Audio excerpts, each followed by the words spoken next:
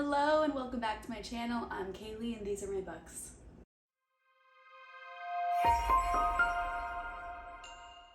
So today's video is very exciting because it's a birthday book shopping vlog. It's my birthday on August 5th and my parents very kindly sent me a $100 gift card to Barnes & Noble, $100. And so I'm going to go and spend it immediately. Today is August 4th, not my birthday, but we're still going today. And I'm the kind of person that when I get a gift card, I literally spend it the exact same day I get that gift card. There is no savings to be had. So I'm going to take you all along with me as I go to my local Barnes & Noble, see what they have. I don't have any books in mind that I'm trying to look for.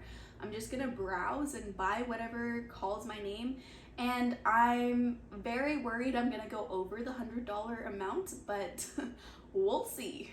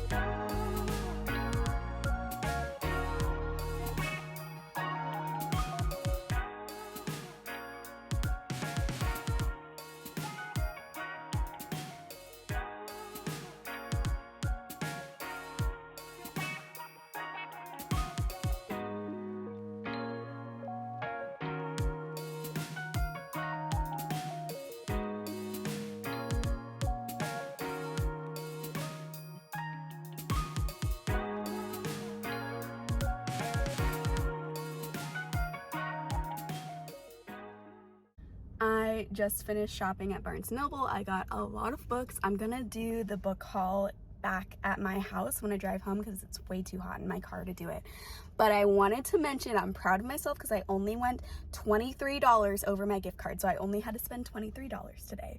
Pretty good for how many books I got. I'm so excited about all of them. I can't wait to show you. Let's cut to me showing you the books. Okay, I am back and I'm so excited to show off these books that I got. Before I show them off though, I wanted to mention that the books I got are mostly fantasy, and there's a couple of reasons why I keep hauling mostly fantasy books every time I go to Barnes & Noble. One, you might have seen from the footage I showed, the fantasy section at my Barnes & Noble is immaculate. It is so good. It's so big. It's like the biggest genre section that they have there. And I just am drawn to it every time I go to Barnes & Noble. I go through every shelf and every title and see what they have. They always have such good ones. And I feel like the other sections are just incomparable to the fantasy section at this Barnes & Noble, especially comparing this Barnes & Noble to other Barnes & Nobles I've been in. A lot of the Barnes & Noble fantasy sections that I've been in other stores is just like one shelf, where this one has like an entire section, because the main genres I read are fantasy, horror, thriller, and romance.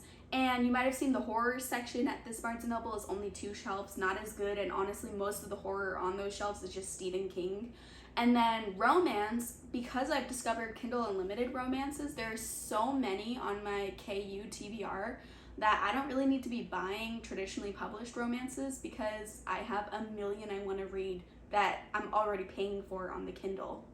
And then thrillers, I subscribe to Book of the Month, and I typically choose thrillers for my monthly selections from them, so I already have like a influx of thrillers each month. So the genre that I'm lacking the most is fantasy, and therefore every time I go to this Barnes & Noble, I always grab a lot of fantasy. So I'm going to start with the books that aren't fantasy. I got 7 books total, and some of them are kind of like genre bending, so I don't know, like maybe like 5 of them could count in the fantasy area, but I'm gonna start with the 2 that definitely aren't fantasy. So the first book I got is The Deep by Alma Katsu. I am so excited for this book. So I got it actually for a themed reading vlog I'm going to be doing towards the end of August, which I'm very excited about. Stay tuned. But this is a horror/historical fiction retelling of the sinking of the Titanic. And that sounds incredible. I've never read anything from Alma Katsu, and their books always call to me, and I've just never picked them up for some reason. So I'm super excited to give The Deep a try. Also, Titanic retellings, I've never read one before. As a kid, I was obsessed with the Titanic. I was terrified of boats because of the Titanic. I grew up in like a beach area too, and I just refused to go on any boats. I was always like, my school would do field trips where we'd go whale watching and stuff like that, and I always skipped those because I was terrified of boats. So a horror book about a boat, a famous boat sinking, sounds so good, and I'm excited to give this a go. The next book is Dead Silence by S.A. Barnes. This is a sci-fi horror book, and I don't know a ton about it. I don't know if you can see, I'm gonna try to like hold it close. On the back, there's like creepy writing that says like help and leave me alone and I see you and I'm sorry, and it looks really creepy and cool. And I think this is set in space on a spaceship horror novel. I'm hoping this gives me Alien vibes, like the movie Alien, because that's my favorite horror movie. I love sci-fi horror and sci-fi thriller. Parasite by Darcy Coates is another one I loved. I love the Blake Crouch books, Recursion, Dark Matter, and Upgrade. Spoiler alert, I read Upgrade this month and gave it 5 stars, loved it. And so I'm always looking for more sci-fi thrillers, sci-fi horror, and I'm excited to give this one a go because I think this is more in the sci-fi horror, which is my preferred genre over sci-fi thriller. So, and there's not a lot of books that are sci-fi horror, I feel like, and I'm really hoping I love this. This is a lot smaller than I thought it would be. It's only 340 pages. For some reason, I thought this book was like 600 pages, so I'm a little bit sad it's shorter, but I think I'll still love it. I'm hoping I love it. I'm excited to read it. And this was the last copy that my Barnes & Noble have. I went in, someone was like looking at that shelf, and I just reached my arm and grabbed it really quick because I needed it. The next book is, I guess, fantasy. It's a graphic novel. This is Lore Olympus Volume 2. And I own Volume 1. It's up on my shelves above the camera. You can't see it. I also have the Barnes & Noble exclusive edition of Volume 1, so it's kind of nice to get the exclusive edition of Volume 2 as well. I loved the first volume of this. I'm not a huge graphic novel reader. I know last month I read a ton, but that was unique for me. However, Volume 1 of this, I really connected with it. I felt emotional throughout the time I was reading it. The things that were supposed to be hard-hitting were hard-hitting for me. I really fell in love with the characters, and I'm excited to continue on with these characters in Volume 2. So in case you don't know what this is a Greek mythology retelling of Hades and Persephone. And it's kind of like a romance fantasy book, and really cool art you can kind of see on the front.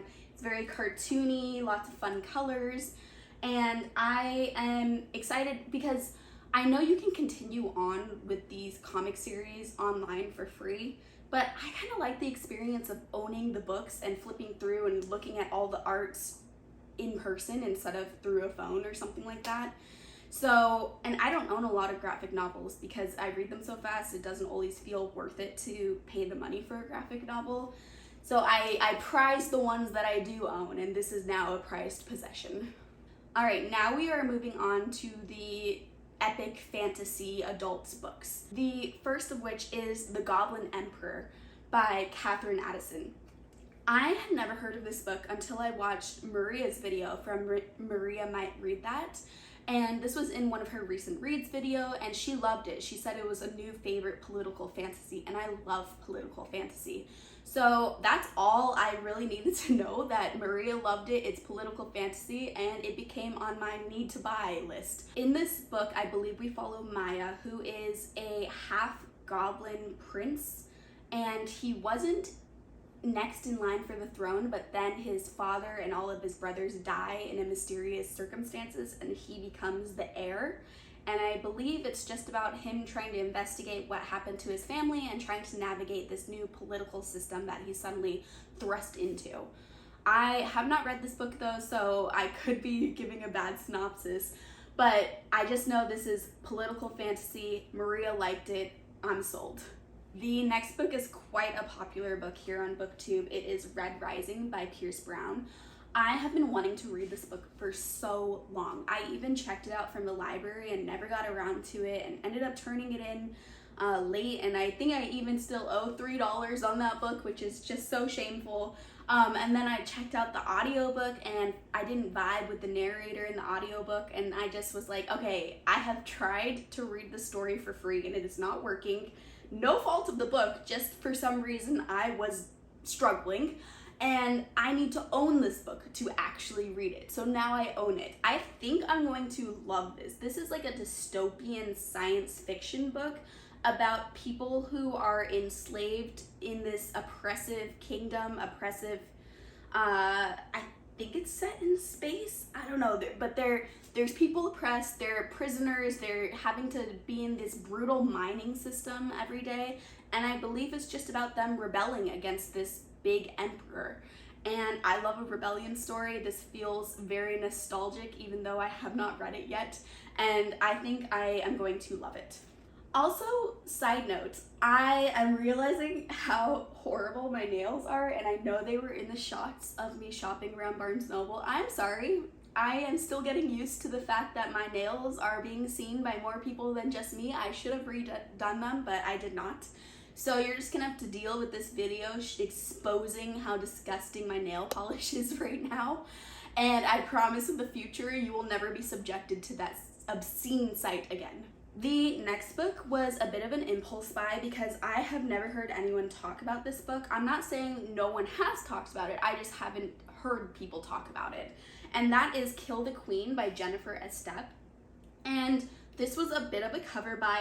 I don't even like the cover that much. It's a bit cheesy, but for some reason this cover was just calling to me in the store, and this is a trilogy and all the covers are very like inviting, I guess. They feel like they would be a fun read based off of the cover. This is about our main female protagonist named Evie. She is 17th in line for the throne, but then a lot of tragedy happens, a lot of disasters happen, and she becomes a little bit closer in line to the throne, and so she goes in hiding because it seems like people are assassinating everyone in line for the throne. She joins a group of gladiators, and she, I believe, begins training with them and starts to become badass. I know that she also has a secret ability where she is immune to magic in this book, and no one knows that she is immune to magic.